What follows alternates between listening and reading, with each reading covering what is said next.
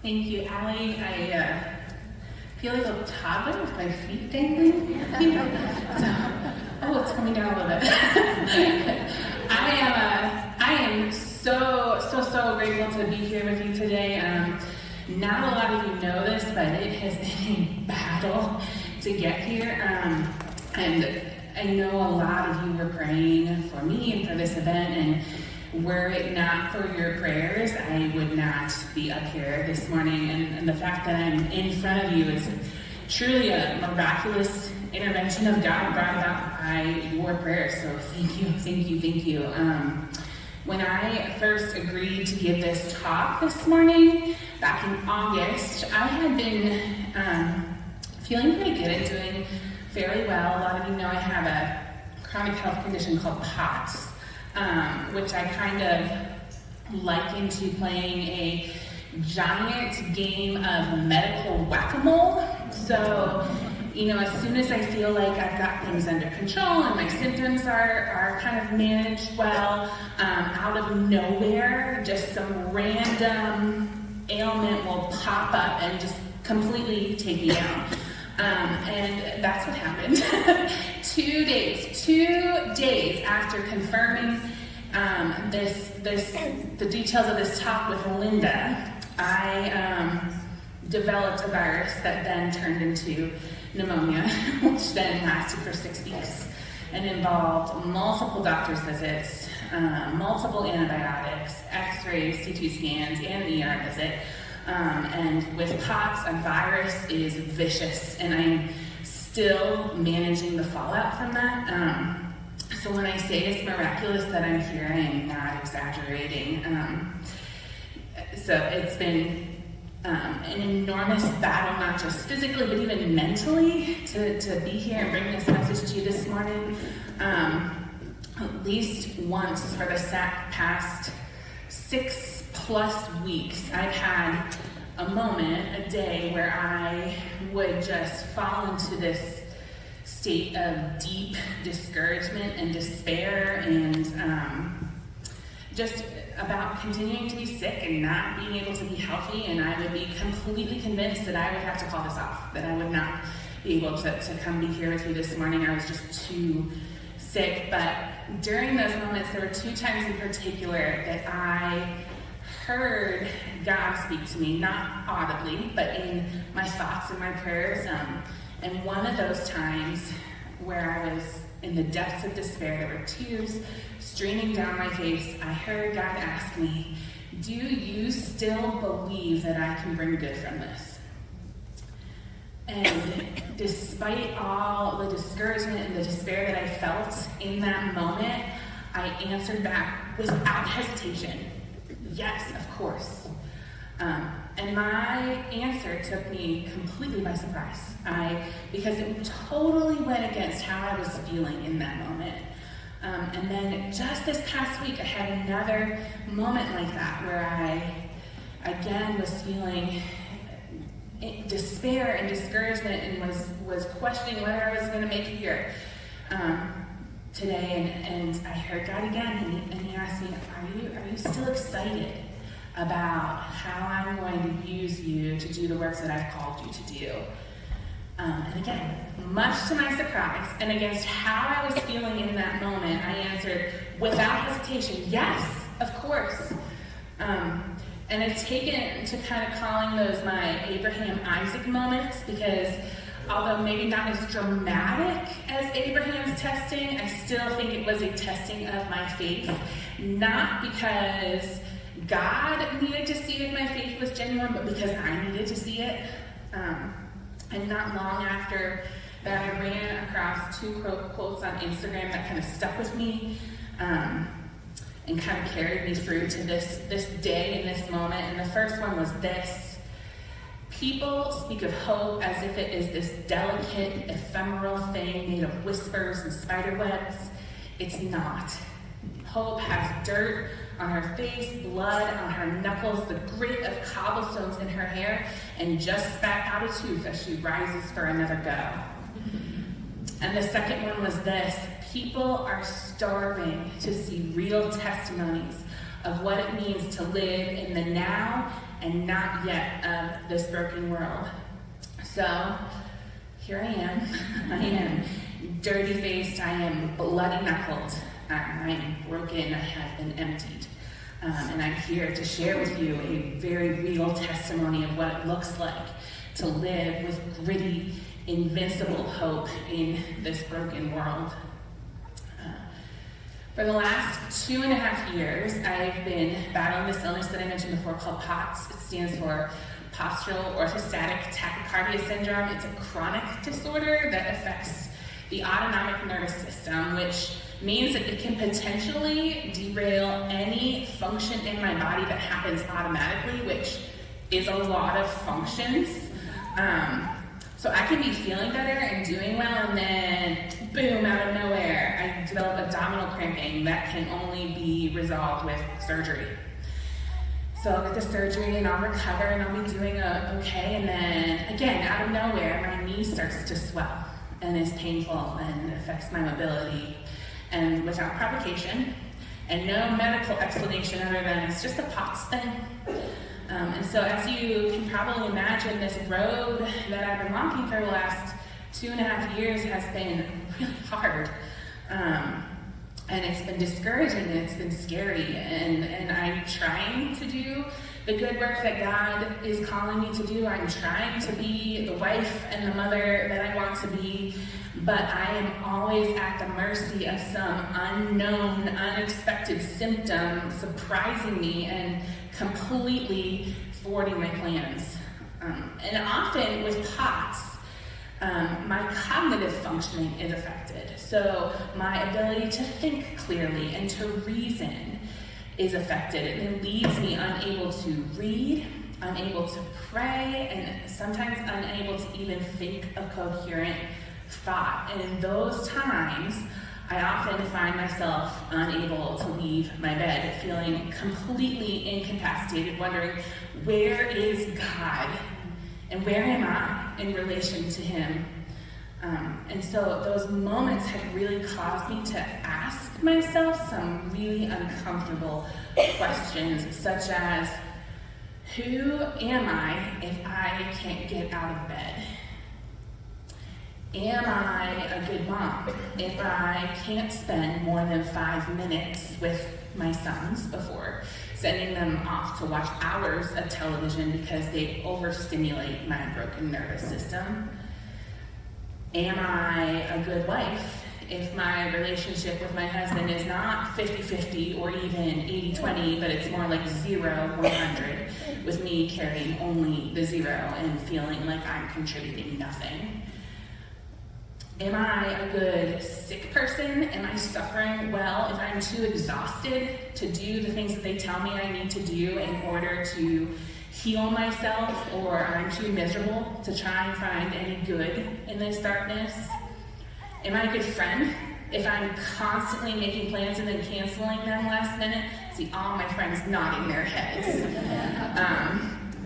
Or forgetting to text back because I cannot make my brain form coherent sentences? Am I still a beautiful and desirable woman if I gain a lot of weight and struggle to shower or even change out of my pajamas on a daily basis? Am I still a Christian if I can't read my Bible or pray or even think about God? Is my faith even real if I can't make myself pray anything beyond help me?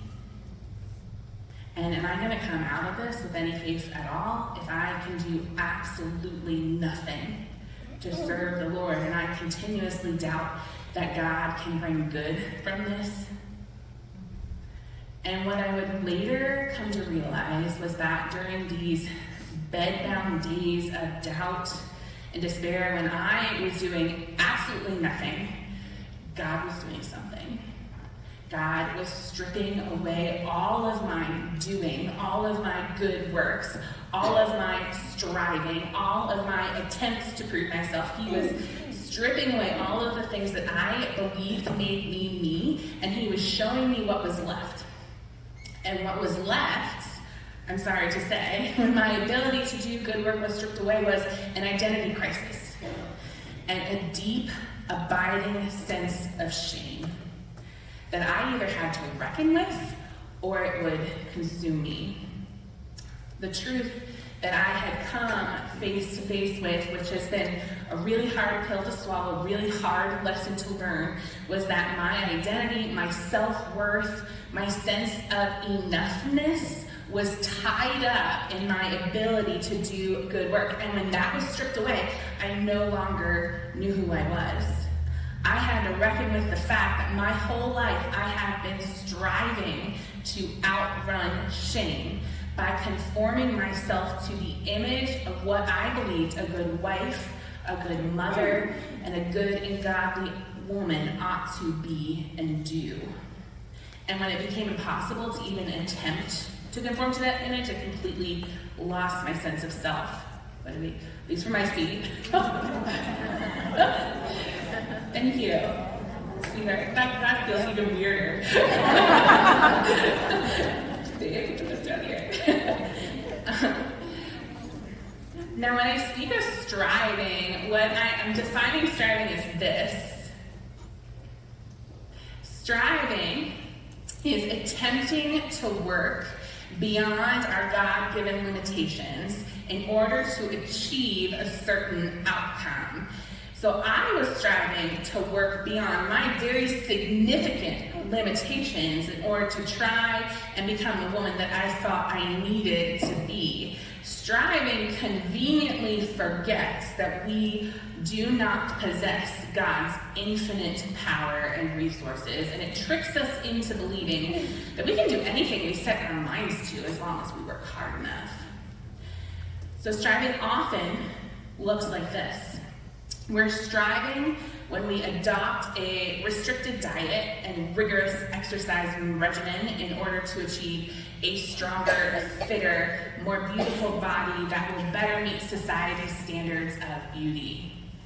We are striving when we buy all the creams and take all the supplements and get all the nips and tucks to try and thwart the effects of aging and sickness. We are striving when we put all of our time, our energy, our resources into outrunning suffering in order to achieve a more comfortable life. We are striving when we fret about doing all the right parenting things to ensure that our children will be saved. We are striving when we work ourselves to the bone, scorning the idea of rest in order to feel successful and win the accolades of those we want to impress. We are striving when we try to adopt the right habits, buy the right planners, and follow the right schedule in an attempt to fix our broken lives through self-improvement strategies. We are striving when we try to cover our feelings of failure by chanting self-affirming mantras such as, "I am enough," or comparing ourselves to those that we have decided are worse failures than we are. We strive for self-improvement. We strive for approval and belonging. We strive to meet society's standards of what is good and right and beautiful. We strive to be right where we believe others have gone wrong. We strive to prove ourselves and our identity. We strive to maintain the illusion that we have complete control over our lives and the lives of those we love. And we strive to save ourselves from those deep, abiding feelings of shame, guilt, and inadequacy that come with failing and feeling like we never quite measure up. And it took a debilitating chronic illness for me to learn that striving is a lie that will enslave you every time. So I was faced with a choice. I could continue to question myself and my self-worth and live with the shame that would inevitably come with realizing that I will always fall short. Or I could question the standards that I have been striving to live my life by. Was I wrong, or were the standards wrong? And what I realized was I've been striving my whole life to meet an impossible standard to become the perfect version of Katie that I have believed I needed and wanted to be in order to be fulfilled and accepted. And in my mind, she looked something like this. I don't know why you're laughing, because that's exactly what my family and I look like. No, not at all. This is my perfect it girl, Katie. This is AI generated. Don't look too closely, you'll have nightmares. But this is Katie perfected.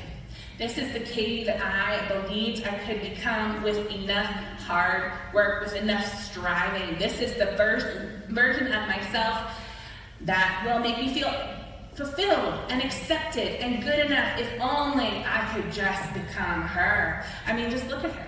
This is the image that absolutely haunted me on my sick bed. She's fit, she's beautiful, she's perfectly proportioned, she has perfect, beautiful, red, shiny hair. Her husband looks on her with love and adoration because he is always pleased with her. All his husbandly needs are met in her, and he is always happy with her and never disappointed. Look at her two angelic boys that she has perfectly discipled and raised. Look just like my boys, right? Their behavior, their diets, their upbringing, their faith, they're perfect because of her diligence. They never feel neglected by her, and they never, ever watch too much television. And I don't know if you noticed or if you can see it, she has a halo because she is the perfect Christian. She is fervent in prayer. She is faithful in her quiet time. She never misses church. And she runs several vibrant, life-changing Bible studies.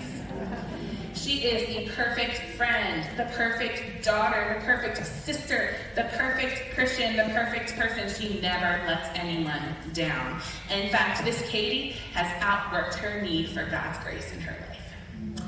She has saved herself from shame and guilt and suffering. And this is the image that I have bent myself over backwards trying to conform to.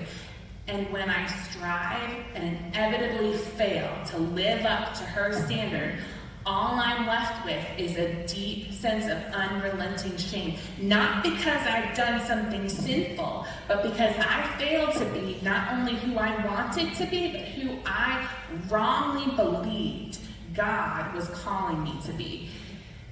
This woman is a myth. She is an idol. She is fool's gold, and quite frankly, she is demonic. She needs to be put to death. She is made up of a mixture of scriptural distortions and cultural lies about what a good and worthy woman should be like. Now, my desire to conform to a better image, to improve myself, to want to embody godly characteristics is actually not a sinful desire, it's a godly desire built into my nature as an image bearer. We were created in God's image to reflect his character.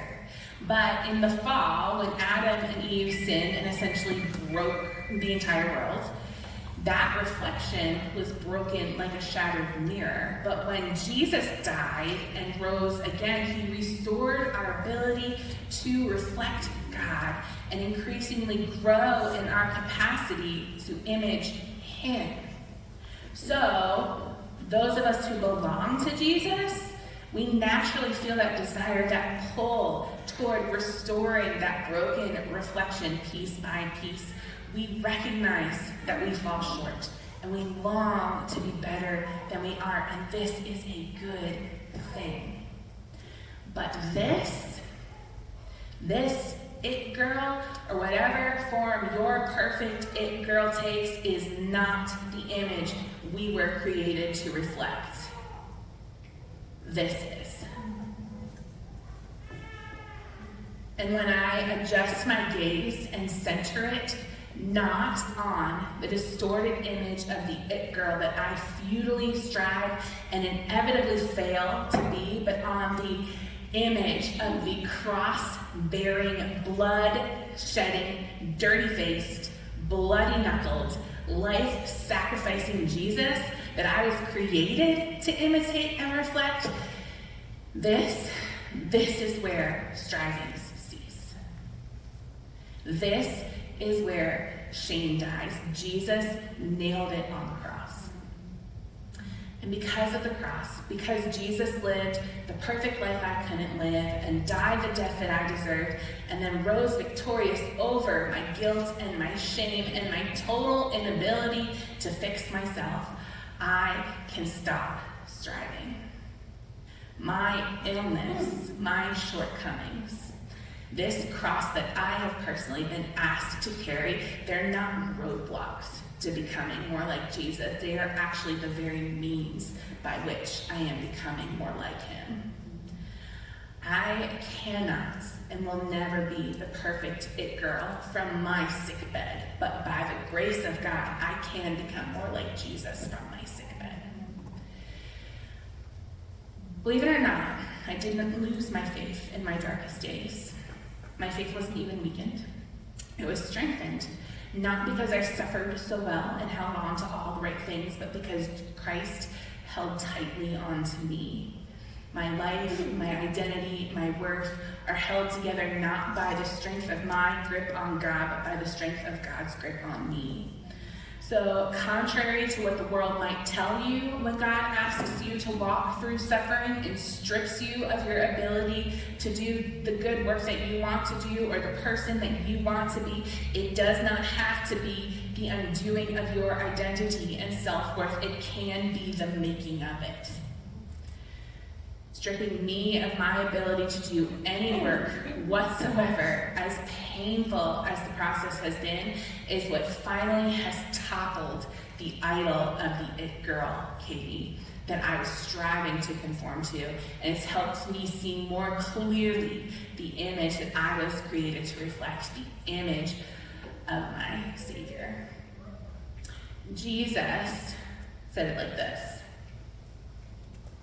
"Come to me, all who labor and are heavy laden, and I will give you rest. Take my yoke upon you and learn from me, for I am gentle and lowly in heart, and you will find rest for your souls. For my yoke is easy and my burden is light." The burden of striving to conform to the wrong image is heavy. The yoke of becoming more like Jesus, the one that we were created to reflect, is light. We are going to take a short break for some tabletop discussion, and you can run quickly to the restroom if you need to. And then when we come back, I want to talk a little bit more about what it looks like to rest from our striving and take up the easy yoke of Christ.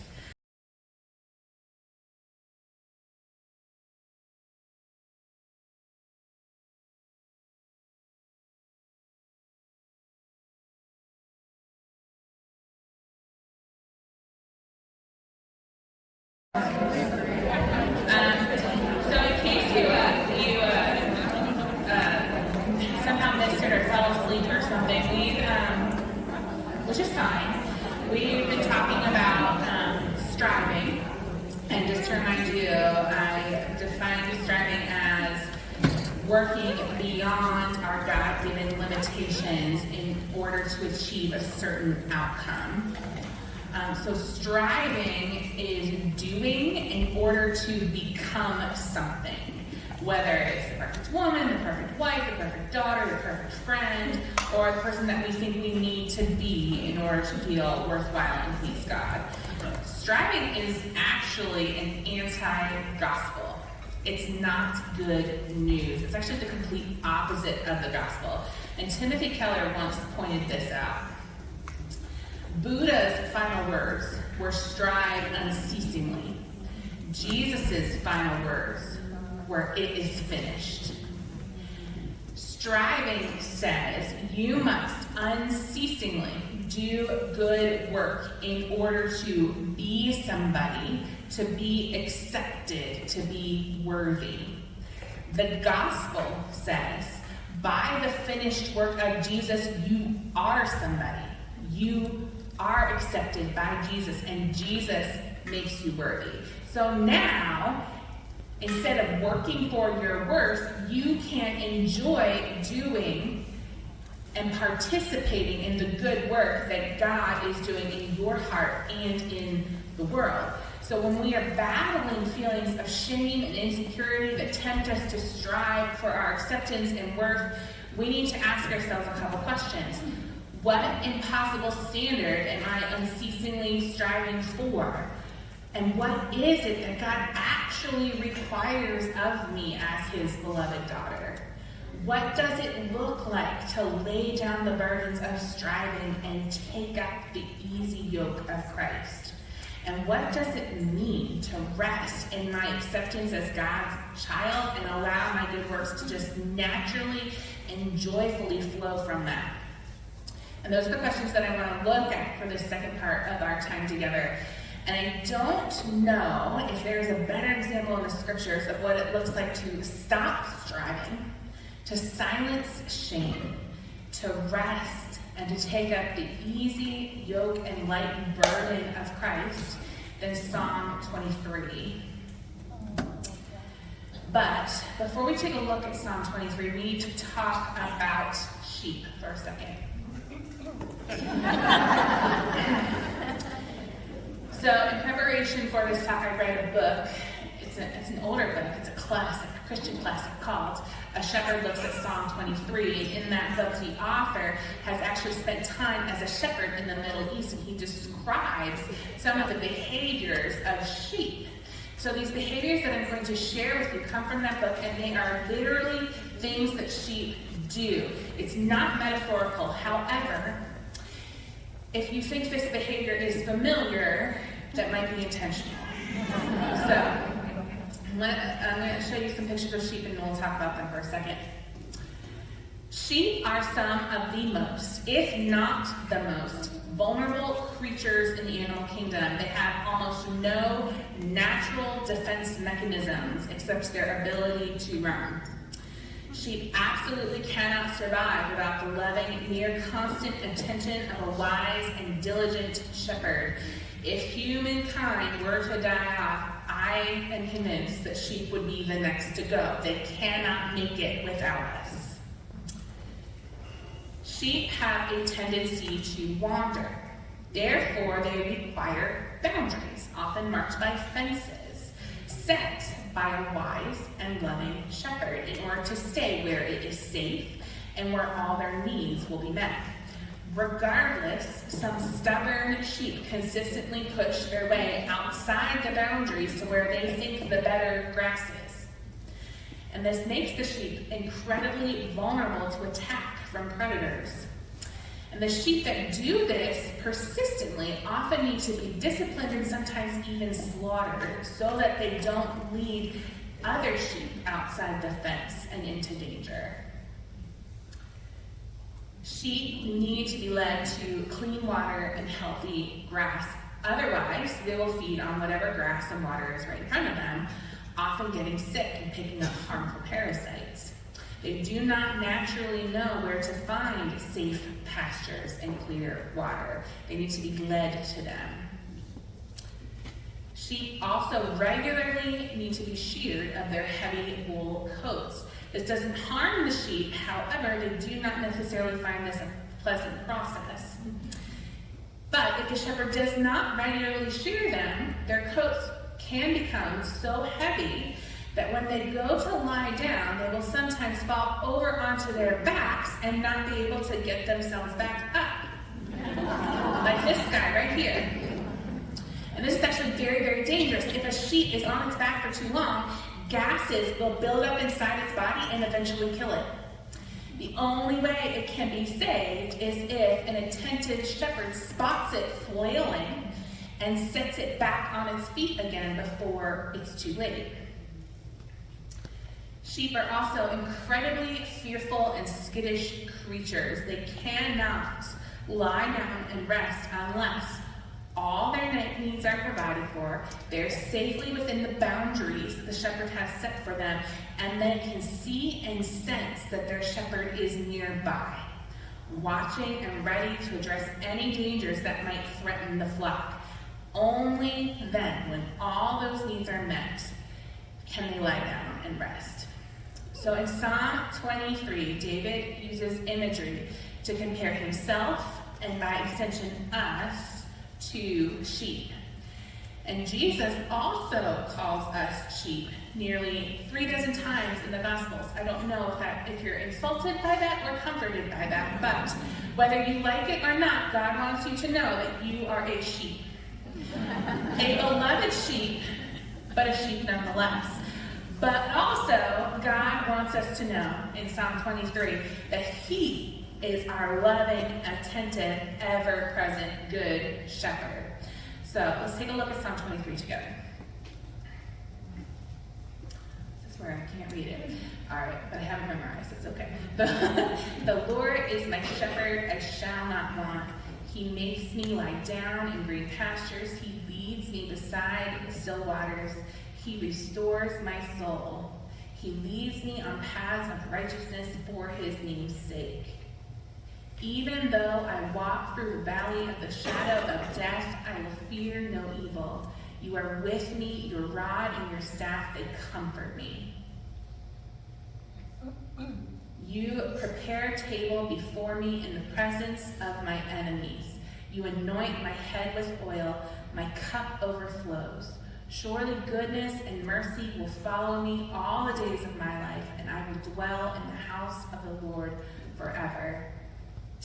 This psalm is so familiar to so many of us. I think sometimes it's almost too familiar. We kind of miss the message.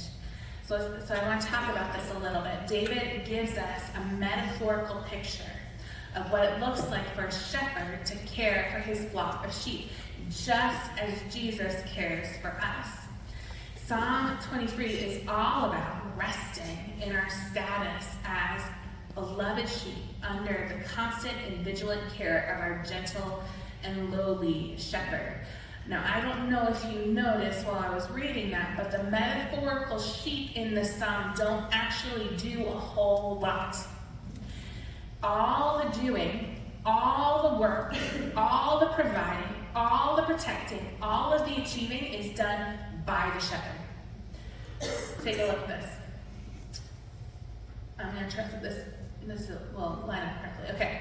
It is the shepherd that provides for all the wants of the sheep. The shepherd makes them lie down. He leads them beside the still waters. He restores their soul. He leads them in paths of righteousness. He is with them in the valley. He wields the rod and the staff to protect them. He comforts them. He prepares the table before their enemies. He anoints them with oil, which is a sign of abundant blessing. He fills their cup to overflowing, another sign of abundance. He sends goodness and mercy to follow them. They don't need to chase it. And He dwells with them forever. So what does the psalm say that the sheep did to earn such love and tender care? Nothing. The sheep did nothing to earn this. They are simply the blessed recipients of this lavish love and amazing grace. Now, before we apply this psalm to ourselves, let's continue for a moment to imagine this metaphorical picture of a shepherd and his flock. Because the shepherd does all of the providing, all of the comforting, all of the leading, all of the protecting. The sheep then are free to simply be sheep. They are free to do the good work that they were created to do as sheep. They feed, they rest, they multiply, and they serve the shepherd by producing wool for him.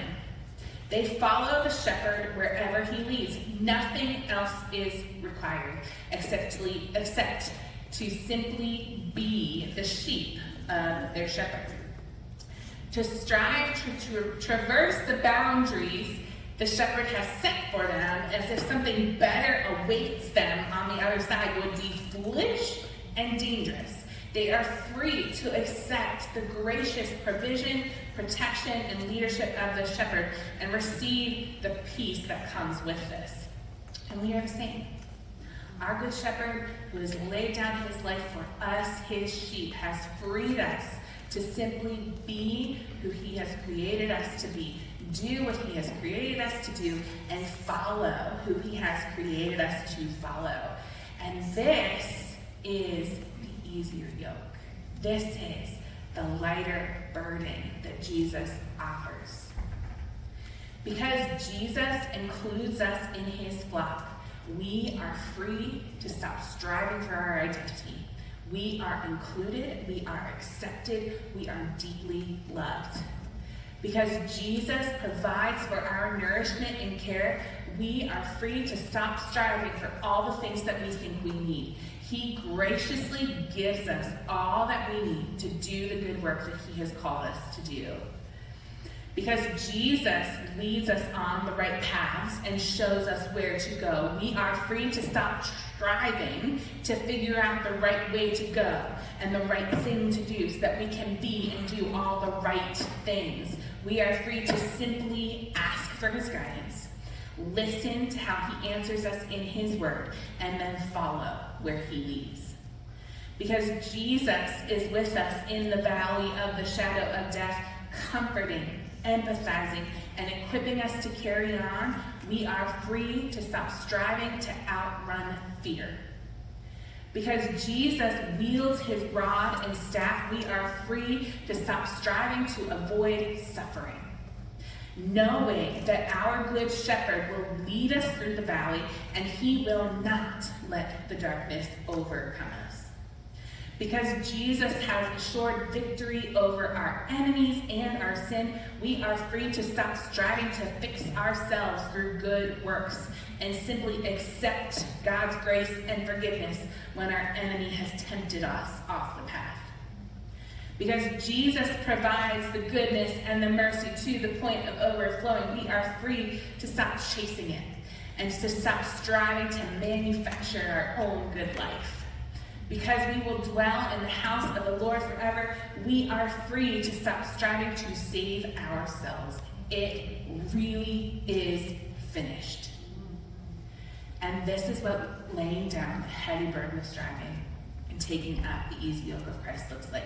It is simply turning our gaze from ourselves and fixing it on our good shepherd, Jesus. And when we do that, not only will we find it easier and lighter to follow in his path, we will find ourselves becoming more like him, which is what our hearts have actually been striving for all along.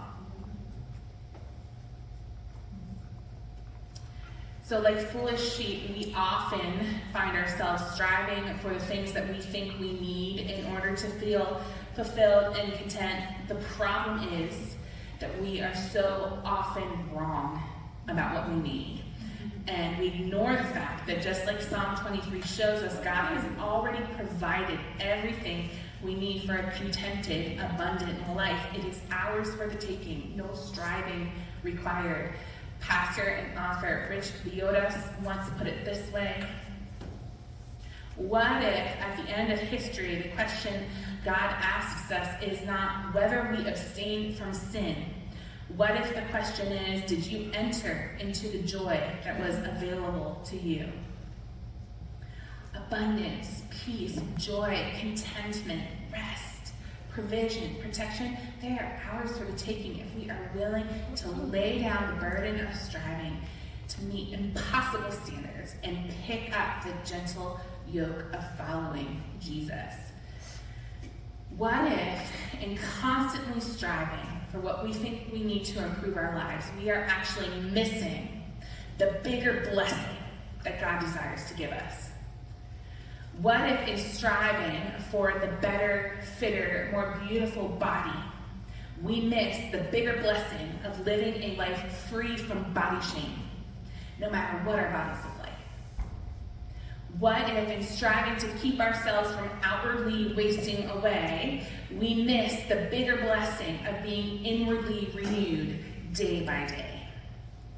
What if in striving to conform to the impossible standard of the perfect it girl, we miss the bigger blessing of becoming more gentle and lowly in heart like our Savior Jesus?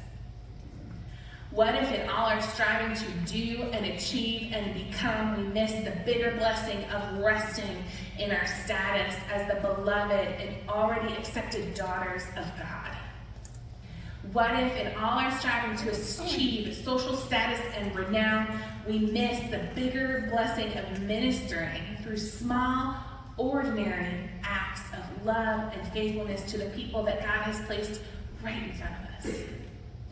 What if in striving to win the accolades of those that we want to impress by working ourselves to death, we miss the bigger blessing of giving God whatever small offering that we have that day and watching as he miraculously makes that our small offering enough? What if in striving to outrun suffering and cling to comfort, we miss the bigger blessing of being transformed by our suffering? And what if in striving to perform gigantic acts of good works so that we can outrun shame and secure the outcome that we think we need, we miss the bigger blessing of moving forward with small steps of faith, trusting God with the outcome, knowing full well that he has already secured the victory?